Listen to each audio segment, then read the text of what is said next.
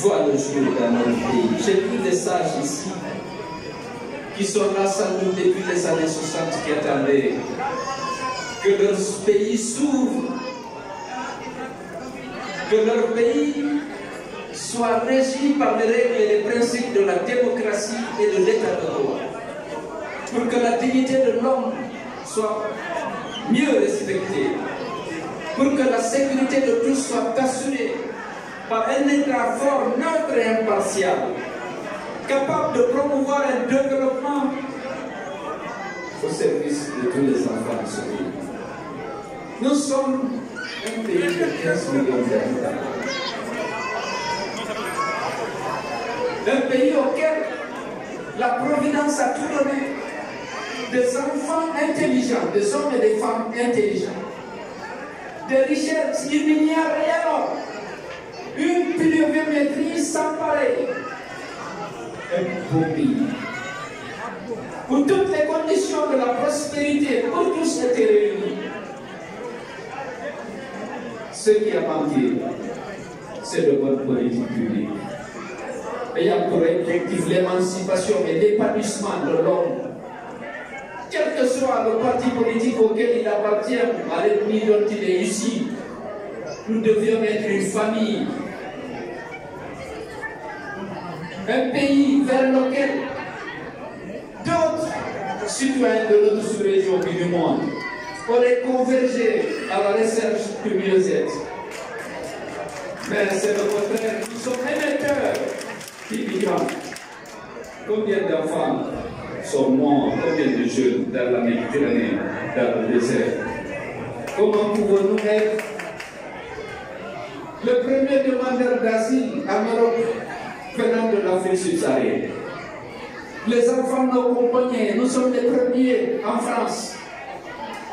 Avec toutes ces richesses, la moitié des réserves mondiales de bourse, le fer le plus riche, la pluviométrie la plus forte, des milliers de cours d'eau, des plaines cultivables, tout était là.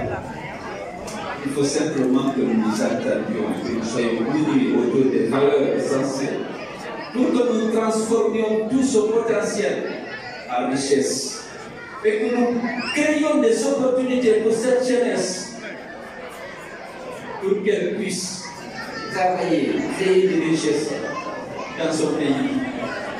Malheureusement, la jeunesse n'a pas beaucoup de choix. Elle prend le chemin souvent de l'exil, parce que la sécurité n'est pas garantie, parce qu'il y a un déficit d'emploi, parce que l'égalité des chances n'est pas garantie. Il y a des gens qui fuient la discrimination. Elle n'est pas supportable pour beaucoup. Les gens viennent en Occident parce qu'il y a la richesse, mais parce qu'il y a aussi l'état de droit. Votre sécurité est assurée. Tant que vous n'êtes pas gonflé avec la loi, vous pouvez vivre dignement. Votre sécurité est assurée. Vous le voulez pour votre pays. Vous avez lutté. Beaucoup sont morts, mais nous n'avançons pas.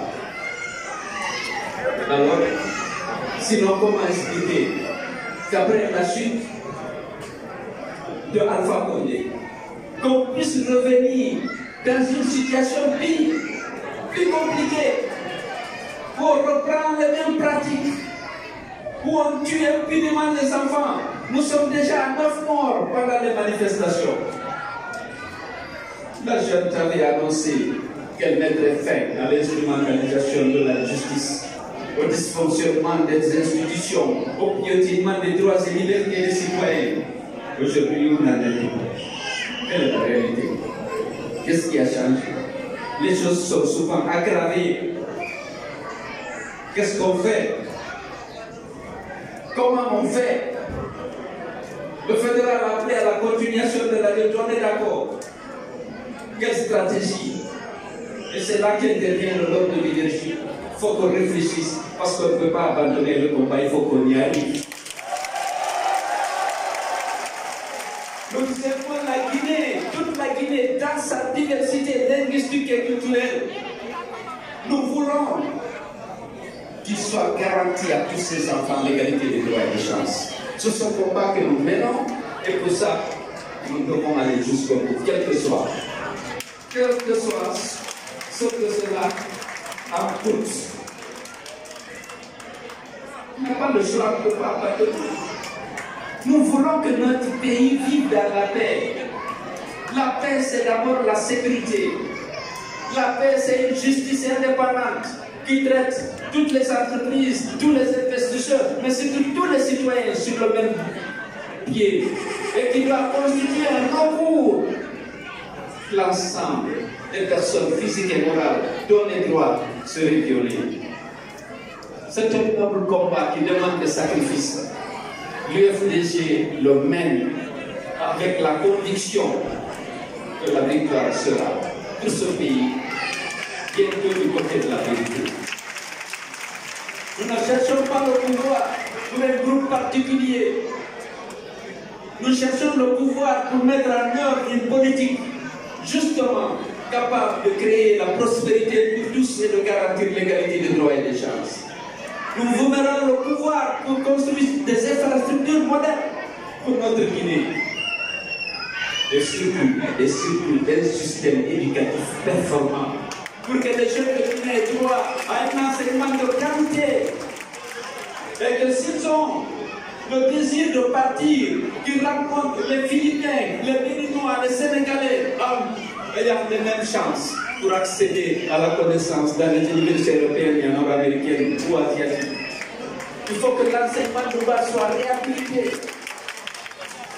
Les Guinéens sont réputés intelligents au nom de l'Afrique occidentale française, dans les compétitions, dans les examens nationaux. Nous étions toujours parmi les meilleurs.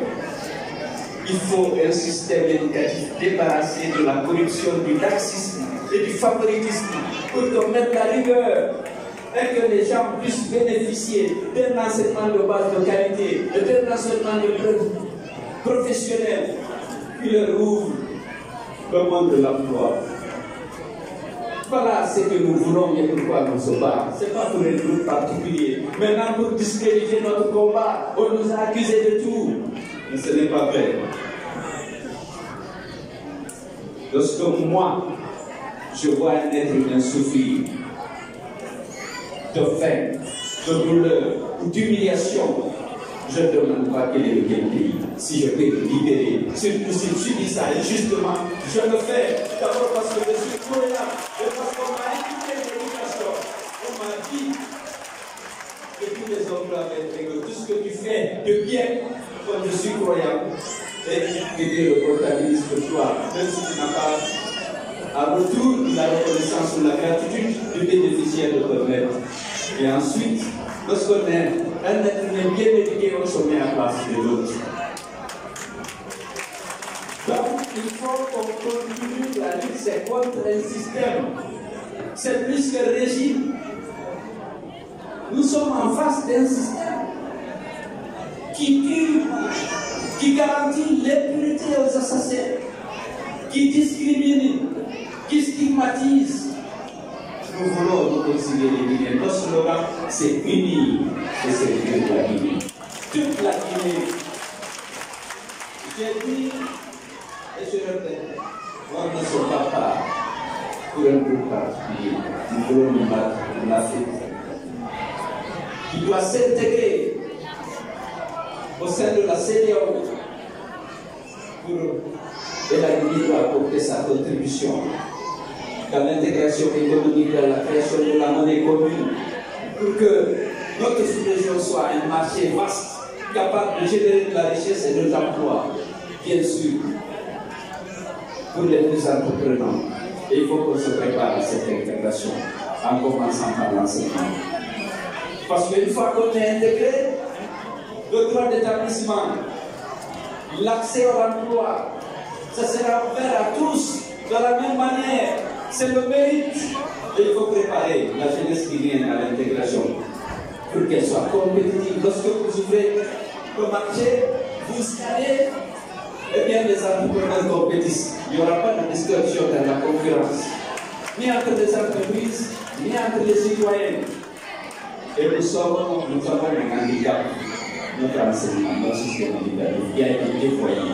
L'école publique n'est pas fiable. il faut qu'elle la change radicalement pour que donner aux jeunes de Guinée un enseignement de qualité, permettre de déboucher sur l'emploi. À l'UFDG, la priorité des priorités, c'est l'éducation. Nous avons dit c'est l'éducation. Bien sûr, quel que soit le projet et le programme sectoriel que vous voulez mettre en œuvre, si vous n'avez pas une administration efficace, débarrassée de la corruption, de la médiocrité, du favoritisme, vous ne pouvez mettre en œuvre aucun projet viable. L'administration doit créer une administration de développement capable de délivrer des services de qualité aux citoyens, capable de mettre en œuvre des projets, des programmes de développement qui visent vraiment à atteindre les objectifs macroéconomiques, microéconomiques, les objectifs sociaux. Si vous n'avez pas d'administration, vous ne pouvez même pas créer un système éducatif performant. Alors on va vous poser la question, sur quoi comptez-vous pour changer la Guinée? J'ai dit sur l'exemplarité. Je ne mettrai pas au service de tout particulier. Je ne mettrai